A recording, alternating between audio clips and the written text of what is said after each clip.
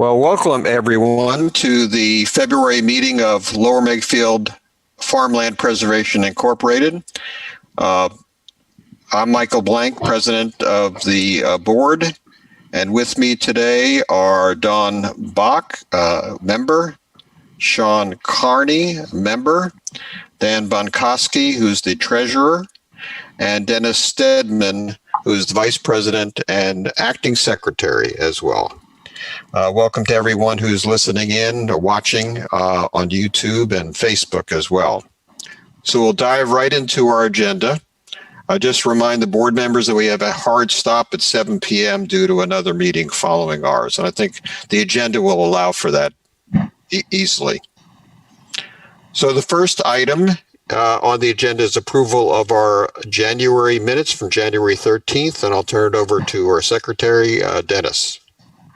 I presume everyone has seen the minutes and had an opportunity to review them. Are there any edits, modifications that anyone wants to suggest or make at this time? No. Hearing none, I'd ask for a motion that the minutes be approved as presented. So moved. Second? A second. Okay. All in favor, say aye. Aye. Aye. Okay, the minutes are approved. Thank you, Mike. Okay. And I put on our SharePoint site a pre-approval minutes, so I guess you could just change the title. Dennis went to approved, Yes. or final. Okay. No All right, next item is we have a proposal for honey bee farming on one of our parcels, and I'll turn it over to Dennis for that topic. Okay. We have discussed this in the past, and I have an update for the board. There's been a proposal on the approximately 10 acres of wooded land on the Makefield Brook property, which is currently leased to Farmland Farms. There's been a proposal that we begin a 2 or 3 year trial to see if we can establish some honeybee hives in those woods. Setback, of course, from our property line and our neighbors, but not quite into the cornfield, of course, which is already leased. We have a PhD entomologist in the neighborhood who is also an experienced beekeeper, Dr. Sven Strad. He lives at 1433 Wheat Shift Drive, and he would be overseeing these 2 honeybee hives if the board decides to go ahead with this. Based on the meeting in January, let me provide an update. I've spoken to Sam Stewart, and he has spoken to his nephew who farms out field, Tim. They have no objection whatsoever to honeybee hives there. In fact, Farmland Farms uses honeybee hives now to support some of their crops, and they have actually been able to track very significant yield variations depending upon honeybee activity at critical times in the growing season. If it's particularly rainy, when the bees are supposed to be pollinating, bees don't fly in the rain, they know it. So they're very open and supportive of the establishment of a couple of honeybee hives there. Not that it would be important to the cornfield. Honeybees are not important to corn, but just in the general vicinity, it's a good thing given the general crisis that there is really nationwide in honeybee colony survival. So the proposal I drafted is the lease for Dr. Shen to lease approximately 150 square feet to 200 square feet basically a 10, let's say a 10 by 15 plot in that woods, a specific spot to be scoped out and discussed with the entomologist, and access to that through his or from his backyard. That woods backs up, that wooded property backs up to his property. That lease contains all the same liability provisions and responsibility provisions that all of our leases do. All of our leases are standard. So this is a standard lease with modifications representing the fact that he's doing honeybee farming and not cropping. So we don't talk about cover crops and soil erosion, for example. There is one aspect in the lease, that draft lease that I shared with the board, that I asked for some thoughts on. I don't know if anyone has any right now. Our lease calls for our agricultural producers to carry a minimum of $1 million of liability insurance. That would seem unnecessary or excessive in the case of this kind of activity for what is a small operation. So I'm open to ideas on that. I've not had that conversation with Dr. Sven, so I will we'll also have to have his concurrence. The idea of since we lease the entire parcel to Farmland Farms now, and rather than have Farmland sublease this small plot and be kind of a go-between between Farmland Preservation Organization and the entomologist, that we thought we'd Farmland could enter into a direct lease with Dr. Sven, with a side letter modification from Farmland Farms, granting us that type of privilege. In other words, they kind of waive their rights on that small wooded area for which we and our honeybee operations would be taking responsibility. So that's one of the issues to discuss here. Also, access to the property. We have a fence across Dr. Sven's backyard now. I would propose that Farmland install a very simple, what I call a farm gate, which I or anyone could do, kind of one-man job with one single post and a little bit of wire. We could install an adequate gate to allow him passage to service that operation of the honeybees. He would have to tend that probably, he says, approximately on a weekly basis, be tending that. And so I don't anticipate expenses incurred by Farmland for that. We have had other neighbors in the past who have wanted to install gates in their along their backyard to give them access to farmland property. Of course, they don't have access to farmland property. That would be trespassing. We don't want people back on our land that way. In the case of someone who's holding a lease, in this case, Dr. Sven, he would have a lease to that property, and that would be an exception. Obviously, as a leaseholder, he needs access to his honeybee operation. One other thing I would mention to the board before opening up for discussion is timing. Typically by now, about February or in coming weeks, if he was to order a new queen and new colonies and and such equipment, he would be ordering that pretty soon to have it there in time to begin the work of establishing the colony in the spring.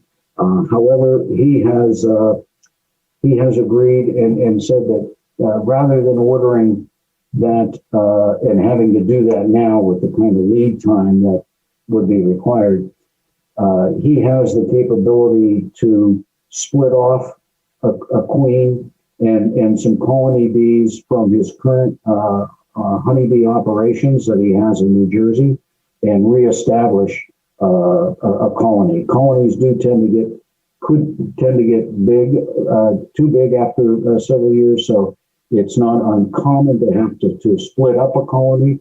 And so he would split off part of his honeybee colonies from New Jersey to bring to our site if we approve this to establish that. So that gives us as a board not a strict deadline that we have to decide this month or anything. But for equipment and his own planning, we should probably target. It's strictly my recommendation that we make a decision by our March meeting. That's not hard and fast. I'm sure we could go to April if issues arise. But that's just the other dynamic to toss out to the board here is that kind of timing. And so with that, I'd like to open it up to the board for discussions on and thoughts, reactions to any and all of the above.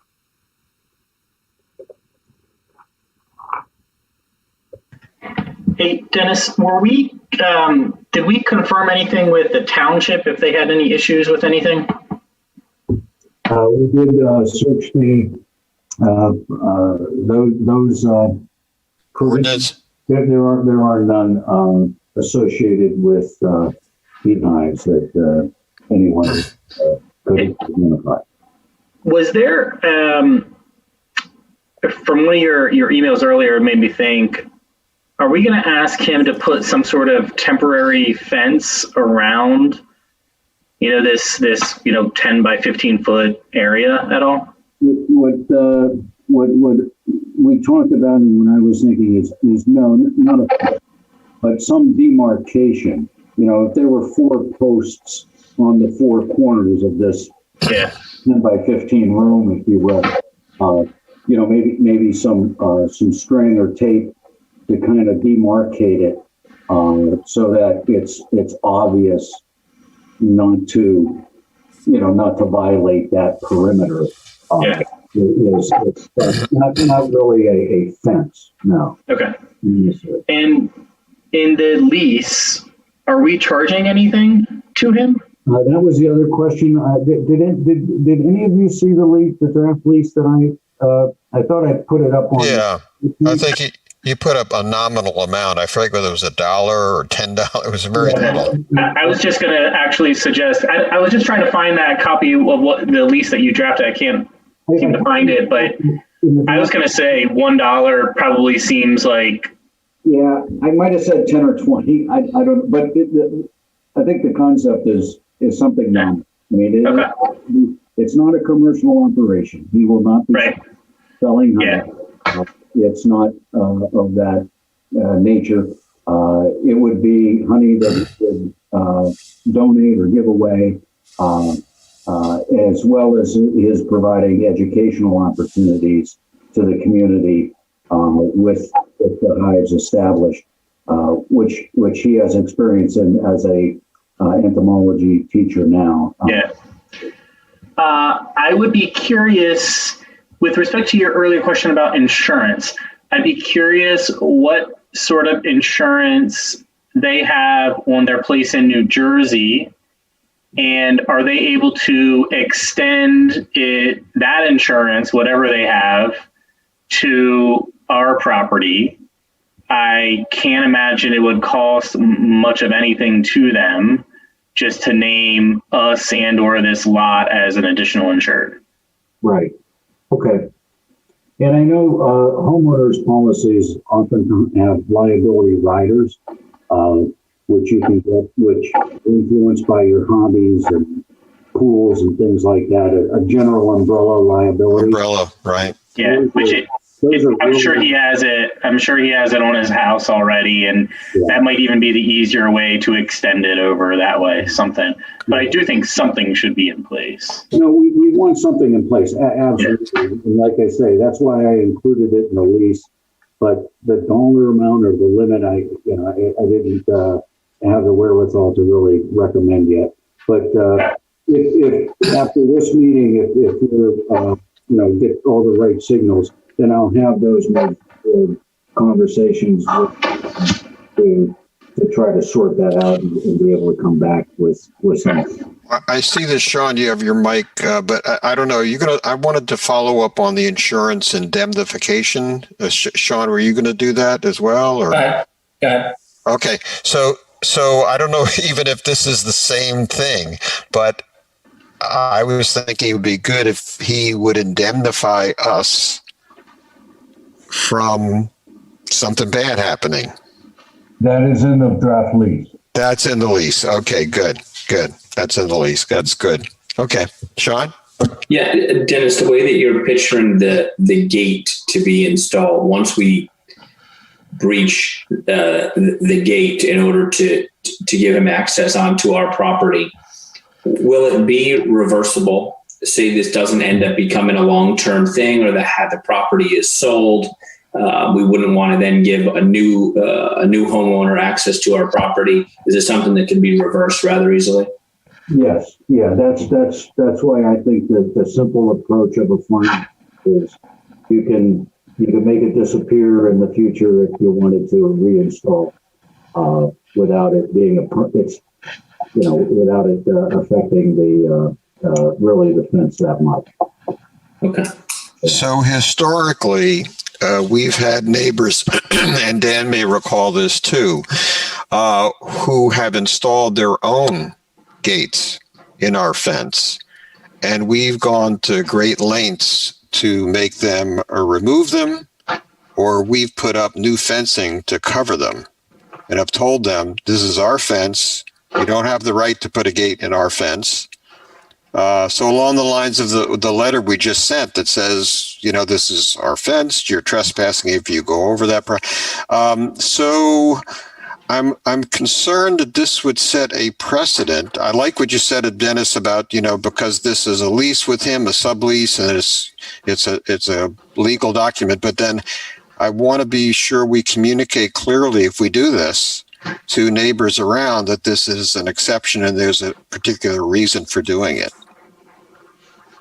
Yeah, it's a good point. I mean, we do have, it is very clearly an exception, since he would be a leaseholder if we went ahead with this. And as a leaseholder, we put the gate in, not him. But you're right, just the misperception that could occur as a result of someone being aware of that or seeing that is a fair point. So we would want to think about how to best communicate that. And part of that would also be, the communication that Dr. Shen has with his neighbors, as he is seen going into that property, etc. So I think that would all be part of the communications to the neighborhood. Mm-hmm. Okay. Anybody else with any comments? So why don't you just go over actions, so I'll make sure that we capture those. So Dennis, you were going to... I'm going to talk to Shan about the insurance and indemnification. I will present to him the draft lease if this board believes it's ready to do that, to get his reactions to it. My attitude towards this, just to say it out loud, is we have the exact same language lease for every one of our properties. I do not want this to be an exception. I think this should look exactly the same. Like I say, there's edits having to do with, you don't have to return, you don't put in a cover crop or something like that. That's totally inapplicable. But other than that, the terms and conditions, I think, should be identical. I think for us as a corporation, as a nonprofit, as a volunteer board, that just makes sense to me. And it's a question of getting some of the numbers right. Does the board have some? So I will take that to Sven and all the issues that uncovers. Does does the board have some guidance on what rent dollar amount Farmland wants to put in the lease? Rather than, Well, I'd prefer that it not be $1 because $1 is more like a friendly or a relative. You know, you sell a car for $1 to a relative. I mean, even 10 or 20 or $25, I would prefer. anyone else? I don't have an issue with $1, but I hear what you're saying. I think there needs to be some sort of consideration to have, our legit lease. But it's not a it's not a money making operation. It's not meant to be that in any way. He's losing money on this deal in the entirety, no matter what. It's for the environment. So not overly concerned about that side of it. Sean or Dawn, thoughts? I think $1 is fair, given especially what Dan just said about he's actually donating his own hives and queen and. I see both points. I don't have a strong opinion either way. I do hear Dan that it's a losing operation for him from the beginning. So whatever the minimal amount that we're comfortable with, I would certainly agree with. Okay. All right. Well, let's go. I could be convinced for $1 too. So let's go with $1. You want to go with $1 then? Yeah, let's go with that. Okay. And I'm sorry, there was one other term I meant to get the board's reaction to. Shane said it requires at minimum 2 seasons to see if he can establish colonies successfully. If there is a failure in the first year, then it might take 2 years. So I was going to propose a 3-year lease, and then we'll, so we can reevaluate. But that gives his operation kind of a fair shot to get started. Or we could do 2, or we could do 3.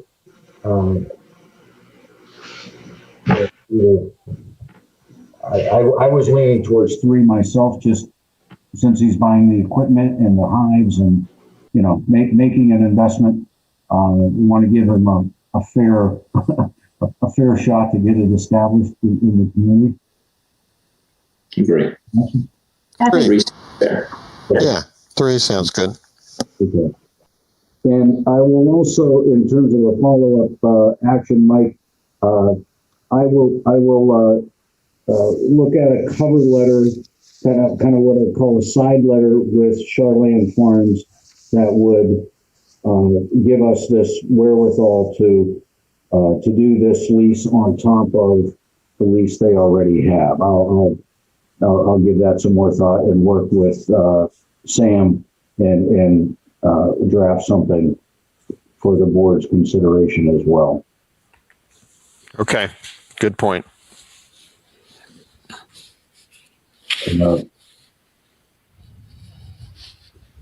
And Mike, just remind me of the process here.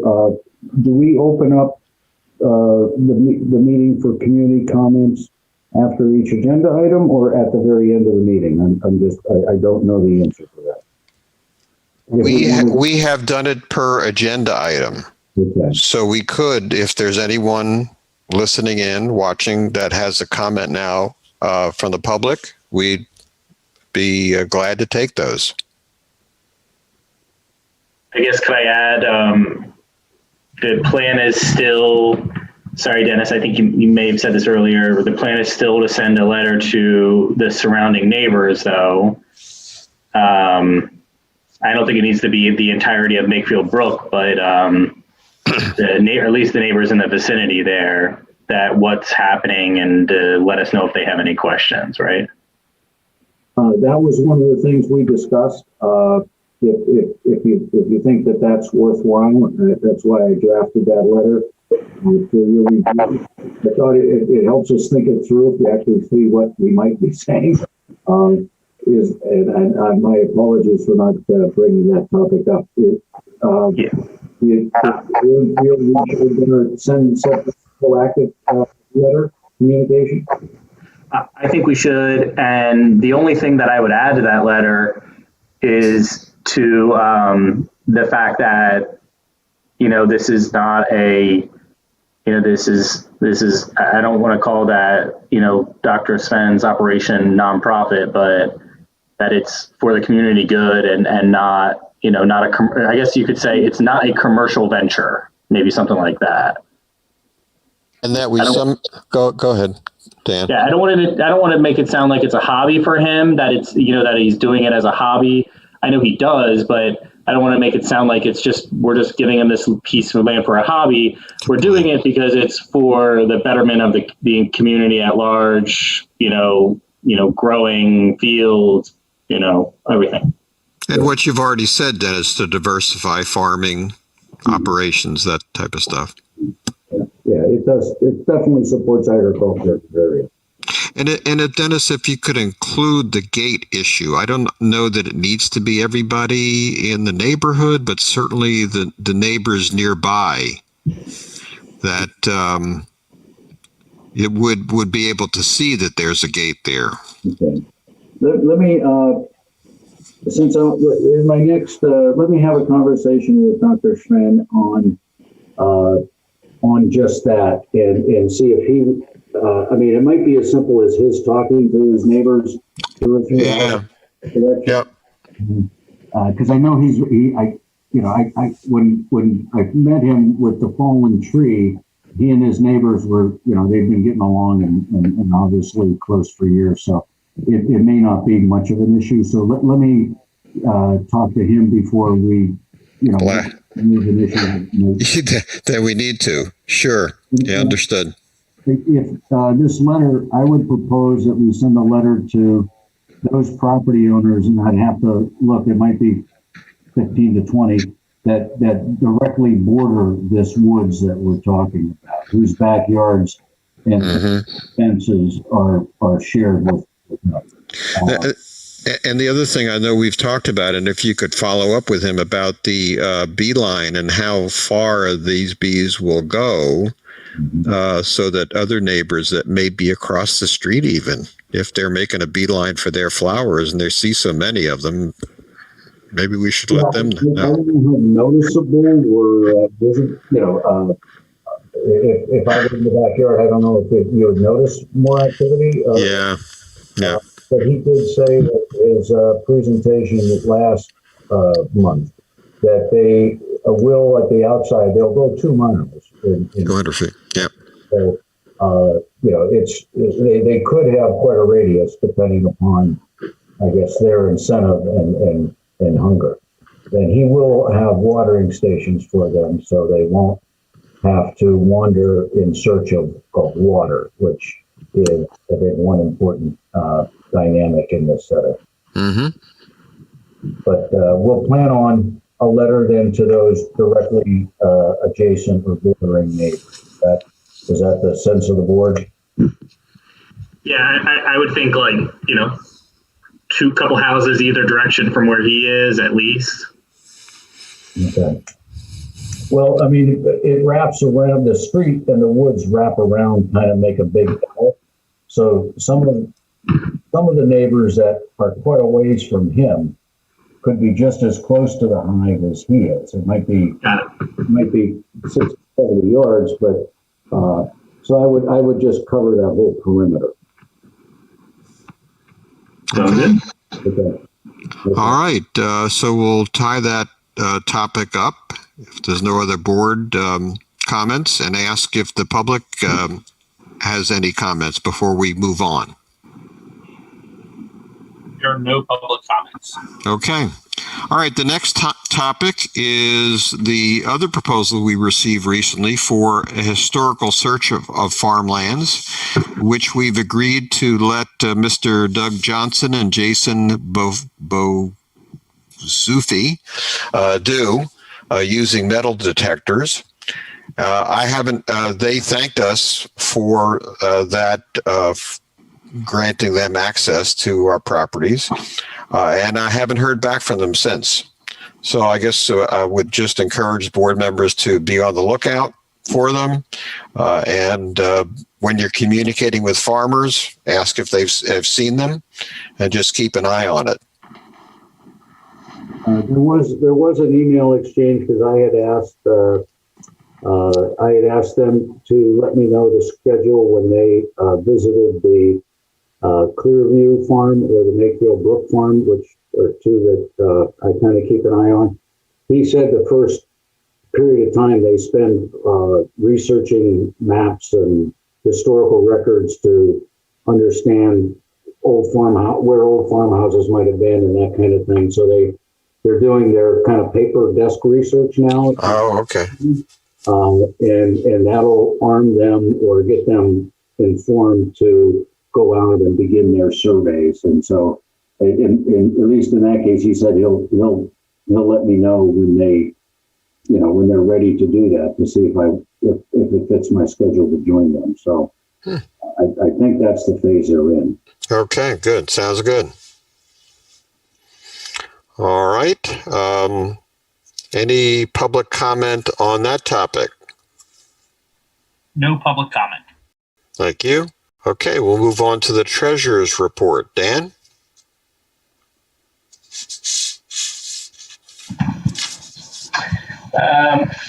Not much activity, just a couple operating expenses. Wanted to just mention we had,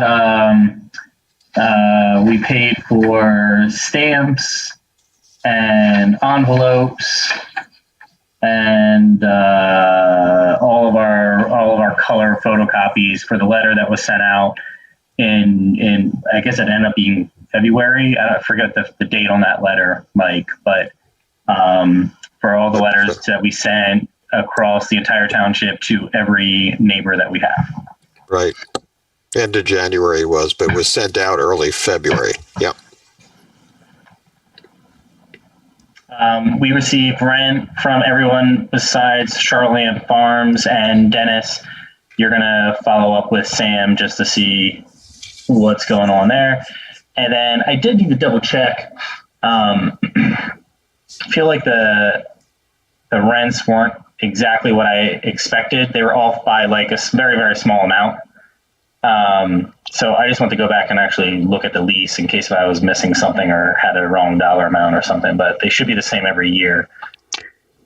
Yeah. Were you comparing it to past years? Because I remember last year feeling the same way. And then Tom clarified that he had actually calculated it to the penny as far as the discount. Yeah. I mean, I had the same thing, like up the math for the 98, or it's 2% discount. Okay.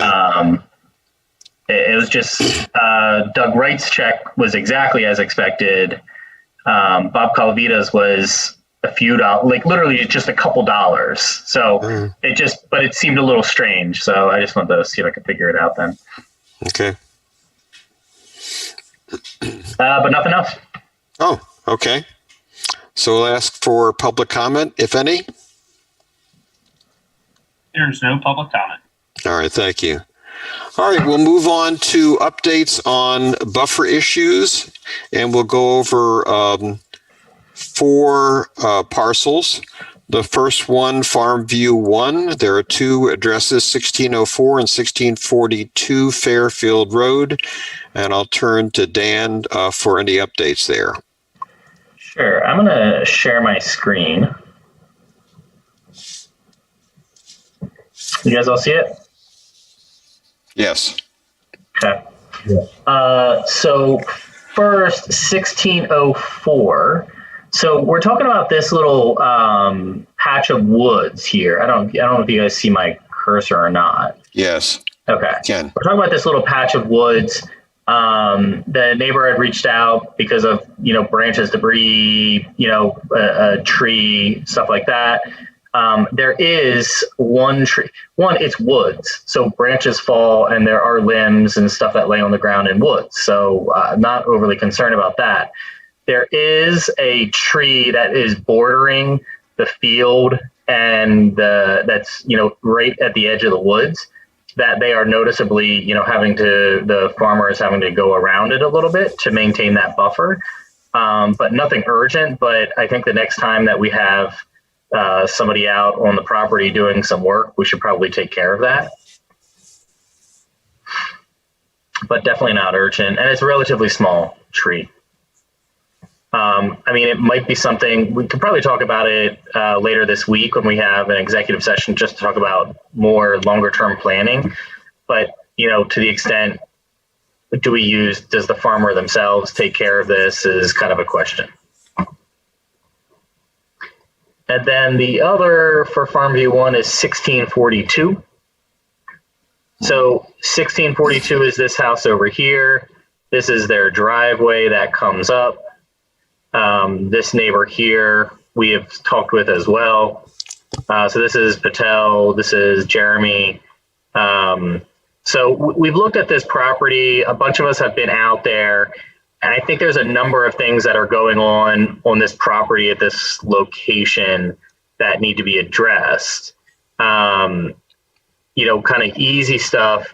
First, this gap in the center here, it's for conservation purposes. We need to revisit that, I think, probably before planting takes place again this year, and probably take a look at that with Tim Stewart, and maybe Tom McGowan, if Tom is able to get out there too, just to see if it matches up with what they are doing or how it's set up right now compared to what the plan was. Because just kind of eyeballing it, it feels like it's probably supposed to be wider than what it is at certain areas, right? Yeah. So part two is the water all drains down this field, and this bottom section over here generally becomes a little bit of a pond at different points of the year. And part of the bigger problem here is that this tree line, which is essentially our property line, is a bit of a ridge. This is the low point, not this is higher, and then this comes down again. So it's kind of hard for the water to go uphill to make it down into this basin over here. As I think you guys know, right around here where this tree is, there's a bit of like a rock dam that is built. I don't think it was meant to be a dam. I think it was meant to conserve the soil right there for when the water drains into the basin. But the bigger issue is getting the water into the basin so it doesn't sit here and it actually goes in and drains where it's supposed to drain. So I think what we need to do is talk with the township about this area over here and get out there with them and just see what their thoughts are around this property in the bottom part of this property here. I know that this property is also kind of on the list where that we've talked with the conservation district about this property a little bit, more so for this piece up here, which is, you know, call it more or less under control, or or I should say, it has made large improvements to being under control from where it was, call it 5 years ago. But I think we need to still address this bottom piece of the property down here with the township. That brings us over to this side. So it sounds like this has been an ongoing issue for quite some time. If you look at the topography of this field, kind of where I'm going is a little bit of the line where water south of that is going to drain this way, and water on this side is going to go down this way. So the corn is planted this direction. The problem is when you get right into this corner, where you can even tell right now from whatever was planted right now in this satellite image that it doesn't work quite as well right here. So this entire area is swampy. We're missing one or two trees right here that came down who knows when. Water comes across onto this driveway, and then it does a couple of different things. One, it hits their driveway and runs straight down to the street, and there's a storm drain right there, actually. It also comes across the driveway and into this neighbor's yard, too. We haven't spoken with the person here at 1644, though, at all. So I think there's a couple fixes that can be done that help it to some degree. One, and this is kind of a combination of, us board members being out there, speaking with Tom, speaking with the neighbors to understand what's going on, Tom McGowan, that is, and speaking with the neighbors to understand kind of the water flow. One, this corner should really not be planted, any crop. So one, we should probably cut out this corner. It shouldn't be grown, shouldn't be planted. Two, if it is corn and probably if it is soybean, what they can likely do is take the direction and keep it going straight over here. Over here, it's correct, planted this direction. It cuts the water and slows it down from coming right into the neighbors' backyards here. The problem is once you get down over here, really it's still going right into the neighbors' yards. So if we cut out growing there, have the direction of the corn go straight across the entire direction, it should do something, at least at the moment. In addition, is it trying to build up some other terraces or other berms here to some degree? Probably, but at least some initial things that we get going with. So I think as part of a conversation with Tim in this section over here, we talk with Tim about this section over here as well, and at least have, part one, an immediate change for this upcoming planting season to cut out this corner, see if he can plant this a different direction up here a little bit or modify it slightly. And I think we can probably take it from there and continue to monitor it, see if we can get the conservation district out at some point. It might be something that they can take a look at just by way of satellite images and pictures and charts as well. Thanks, Dan. Part of my take from talking to Tom McGowan after he looked at it was that, as he put it, the field was there before the development.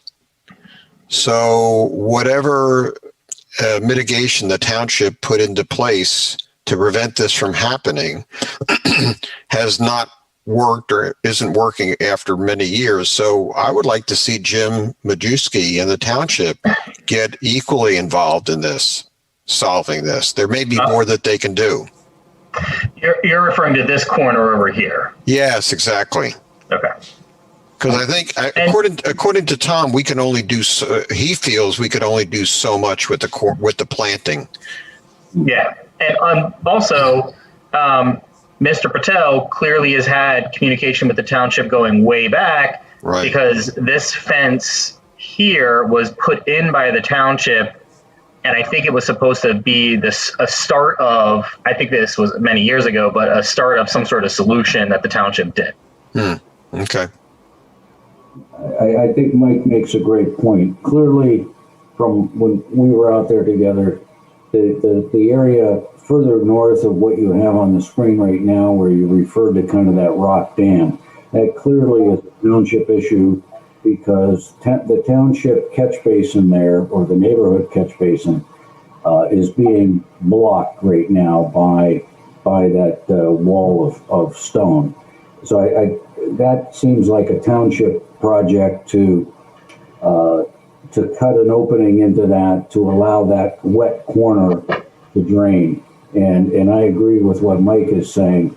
While the township is there, we should look at that southernmost corner of the field closer to Mr. Patel's home with the township to see what they can do, because looking at that field, we were thinking maybe there are some other angles with the planting that could be done, but really it's really marginal kind of impact stuff. It kind of is what it is when you look at that topography, unless the township wants to get involved and actually change that topography in that corner a bit to give that corner access to that drainage pond, which is to the left, or drainage basin, which is to the left on everyone's screen. And I don't know if they do or if that makes sense, but short of that, I don't hold out a lot of hope of what we can do on our property. Yeah, so it looks like James wasn't able to join tonight, James McCartney, but so I'm just going back to our emails. Greg Hucklebridge at the township is who we had worked with or who has, I think, that reached out and said, hey, can we keep this conversation going? Or somebody from his group spoke with Mr. Patel. Yeah. So I don't know who at the town, the question is, I don't know who at the township really needs to be a part of the conversation. Whether you start with Jim Majewski or you go right to Greg Hucklebridge, copy Jim. I think that, as I recall, wasn't it Greg that brought up this issue with Mr. Patel's property to begin with? Yes, exactly. That's what I'm saying. Greg is the one that sent this all to us. Right. So I don't know who else needs to be a part of it. I think we were just saying Jim because the lack of knowing anyone else that we would have a conversation with. Right. But maybe it's Greg that we at least start this conversation with. Yes, I think so. Okay. So that's an action item for Dan to follow up with the township on the 1642. Right. Yep. That whole property issue. Okay. I think in general, Farm View 1 drainage issues. Yep. Okay, Dan, great job. Very detailed analysis. Thank you. We'll move to Leadham to 2052 and 2088 Farm View Drive. Sean. All right. So walking the Leadham farm and fence line, I had mentioned in the January meeting that at 2052 there was a downed tree that had fallen from the buffer towards the fence line, but is actually being held up by some other overgrowth. So not an imminent situation by any means. And 2088, I reached out to the neighbor at 2088 Farm View and via email and left them an open invitation to reach out to me, and also let them know that I'd be back there in late January, walking the fence line and taking some notes for the upcoming meeting we have later this week, as well as a walk of the farm with Matt Corcoran from Corcoran Landscaping. And again, nothing imminent. Is there overgrowth back there by the fence? Sure. I did notice a couple of stumps back there that it looks like the Farmland Preservation had been active in the past back there. And going back in the emails that Dan had sent me, it looked like we had done some work. So nothing imminent there, I think, and I'm sure this will come up in our conversation for our meeting on the 18th. But maybe more important is the fact that with the lease changing hands on this farm, that perhaps it's a time to clean up this buffer and make it what we want it to be, document it, take some pictures of it, as we then are turning this over to a new leaser, and can keep that buffer area nice and clean in the years to come. So walked that property with Mr. Corcoran, as I mentioned. He had a lot of good ideas on things that we could do to help prevent this in the future, such as trimming up some trees 8 to 10 feet in the air so that the tractors can get in there and keep this buffer area nice and clean for years to come. But again, things that I think will come up in our conversation about the buffer maintenance later this week. In Stackhouse, similar, walked that property with Mr. Corcoran on the same day. There is a large tree that fell behind 1578 Brookfield. It originates on the fence line. It fell from the fence line back into the buffer area. It's a rather large but dead tree. I don't believe to this point we have heard from the homeowner, and I have not seen the homeowner while back there walking the property, but I've done it a couple times. I've got some pictures of the tree, which I've put in the file. And again, this would be part of a project that we do on that back fence line. Matt had mentioned that he's back there doing bamboo work and other work. So this is something that we would kind of like to get removed. And then there could be a post involved on the fence line that this tree took out as it fell as well. So that one being the most imminent of the Leadhams and Stackhouse properties. Okay, thank you. Thanks, Sean. Any comments on what Sean presented? I know, as you said, Sean, we're going to be going over all this in more detail Thursday when we have our executive session.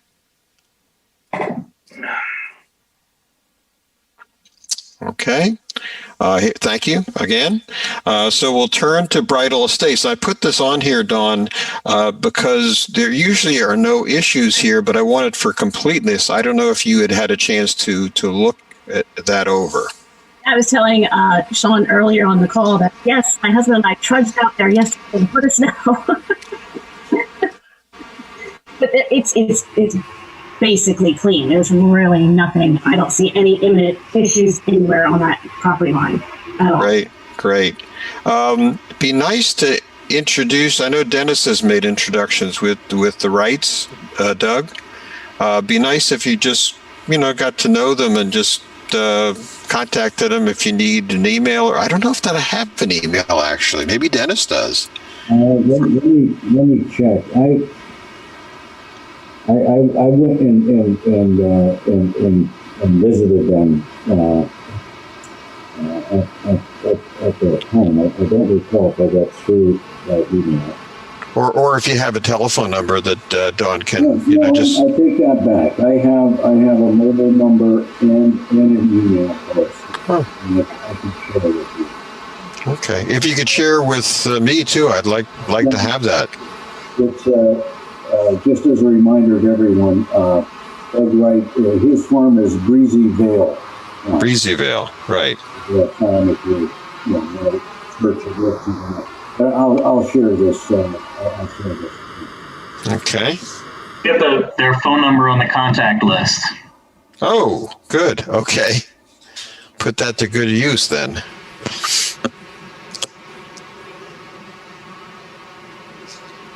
All right. Any other comments? Any other parcels that we've left out that need to be discussed now? Okay. I'll ask the tech if there's any public comment on that, on updates on buffer issues. No public comment. Thank you. Okay. So we'll move to the next topic. As we've alluded to, there's going to be an executive session we're holding this Thursday to talk about buffer maintenance issues and to put some priorities to the different areas, talk about our approach to them, and if there's anything that the board feels like we should be discussing more on there or change the agenda at all, can bring that up now. That's all in our Microsoft Teams area. Okay, so we'll have that on Thursday. So I'll give an update now. So we sent out a letter, I think it was dated January 22nd, was sent out early February.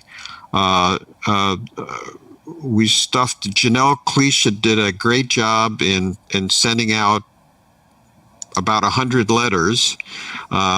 And she was very kind to do that. So thank you, Janelle, and kudos from the board, I'm sure, for doing that. Yeah. We got those out, and we got some good feedback. Tom McGowan said he got 4 of them. And I said, that's probably because you not only, I sent each of the farmers a copy with a thank you. Thank you for, putting this land to agricultural use. But he's also a neighbor, just like Bob Calavita is. So he got 2 of them because he has two properties. So they were appreciative of that. And and Tom gave us good grades on the letter. He thought the tone was right. And actually got one response from a neighbor through the township who is taking down some trees on her own property off of Heather Ridge, but just wanted us to know to be neighborly, and I thanked her for that. So it's having good effects as well. Good. Yep. So the other thing, so moving on to, okay, so that's a good point to stop and ask if there's any public comment. No public comment. Okay, thank you. All right, so the next item is we had agreed that we had we had agreed to review on a yearly basis our operating principles. I don't know if you've had a chance to look these over. I don't think that it's really necessary for me to go over each topic. I will highlight a couple things just for our internal communications and working with each other. And that is, we've given the president and vice president the ability to conduct up to $500 worth of work without consulting with the rest of the board, on the condition that we bring it up with the board at the next possible time, probably the next meeting. So we're going to go ahead and do that. We're also going to, by these operating principles, reimburse any member of the board who's incurred expense that needs to be approved by the majority of the board. Other items that I wanted to highlight is that we've agreed to respond to each other within a day or two, assuming we're all okay and when there's no illness or accident. And Dawn's raising her hand because she's had issues with receiving emails, and but we're working on those, and we've got an email address that seems to be working now, so that's good. The other thing is, I think it'd be helpful when we're communicating with each other. We've agreed to put farmland as on the subject line, so we know that that's what is being communicated to each other. We're using Microsoft Office SharePoint. We've worked out, Dan's found out what an issue was with the communications folder there, which we're not using, even though we can't get rid of it. So we worked out that. We also said we're going to work on the effectiveness, evaluate the effectiveness of our meetings whenever that's needed, we feel. And on the idea that we're going to work on continuously improving our processes.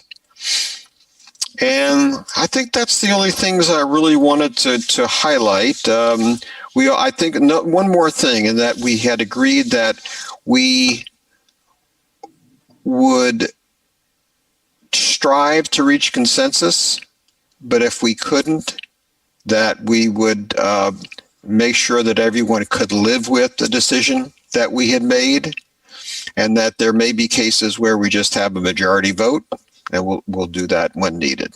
But we're small enough, I think, that we can be pretty facile about how we come to this.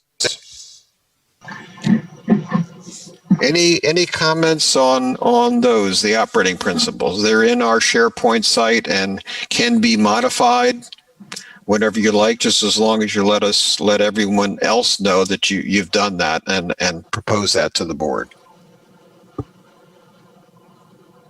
Okay. Well, that's an internal thing, so I won't take any public comment on that. And I'll turn to other business. I have one item right away, and that is future meetings. I put out an email today first of all, Barbara Ellison has retired as of the end of January.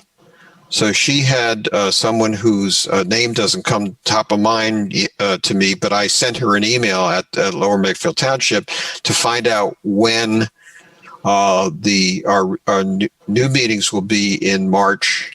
Our next meeting's in March and April. I haven't heard back from her, but I'll stay on that and let everyone know. So you can, we gave her some preferences for those, for our future meetings. Anything else for other business? Mike, I had two items very briefly. One action item from last month was to get together with you about the conservation plan that was taking place just north of 1561 Dolington around the springtime with the moving of dirt and so on. And I contacted the neighbor there. We had a nice conversation on the phone, actually. and it was his request to receive a copy of that conservation plan. So I printed it out and delivered it. So he's in receipt of that. No follow-up, and I didn't anticipate any follow-up, but it was good that he contacted me and wanted a copy of it. I thought that was good. So that's taken care of. And then only bringing it up because it was part of tonight's meeting, letter to neighbor. I received one of the letters. I thought it was very effective. It's a very, very good letter. So thanks for the work that went into that. One suggestion, when we do it again in 5-ish years, that maybe when we address them to the homeowner on record, but also list underneath it or current resident. It may help in the fact that, as Dawn can attest to, homes are moving very quickly, and the neighbor next door to me and the neighbor 2 doors down, unfortunately, didn't receive a letter because the home has recently turned over, and the old neighbor obviously is still having their mail forwarded. So I printed out 2 copies and put them in our envelopes and handed them to them and introduced myself doing it. So it was good. But maybe in the future, if that happened 2 doors down from me and 1 door down from me, of the 187, it probably happened again. So perhaps in the future we do that. But other than that, that was a great communication. So thank you. Yeah, good idea. Very good idea. I did reach out to Jim Majewski, whose office generated the labels for us, and asked him if he had an electronic file so that we could have this for our files. I don't know how based on your comment, Sean, I don't know really how useful it would be, since there is, high turnover. Mm-hmm. You'd have to kind of regenerate it each time you wanted to contact neighbors. Yeah, my general takeaway would be that or current residence, though, makes it so that mail is put in that mailbox, period, as opposed to going through the process of being forwarded. So it would land where we want it to land, which is in the residence, of our neighbor. Yep, agreed. Very good. Okay, any other business? Okay, if not, I'll ask if there is any public comment at that point on anything we've covered. No public comment. Okay, thank you. All right, next item is review of action items. So I've written down some. Dennis, I noticed you were recording some. Do you want to go first? Sure. Okay. Here's what I have, and see if it matches yours, Mike. Okay. One, I'm going to follow up with Sam of Charland Farms on the rent that's due. 2, I'm following up on the lease and in communication with Dr. Shen on the lease, and there's a number of issues in that. Also related to that is the fact that we will be sending letters to the adjoining neighbors.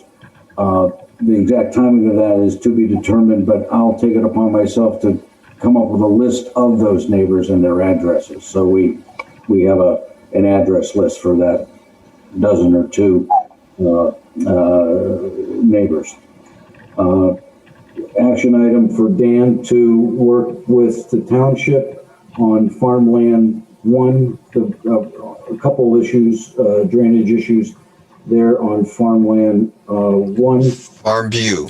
I'm sorry, Farm View 1. Yep. And that's about it. That's what I have. So I had for Dennis to add to yours was, you said the other issues related to the lease was insurance was one. Yeah. Right. And then the side agreement with Charland Farms as well. Right. Okay. So I had a very minor one, but Dennis, you're going to just change the title of the minutes to final in that folder, the public meeting folder.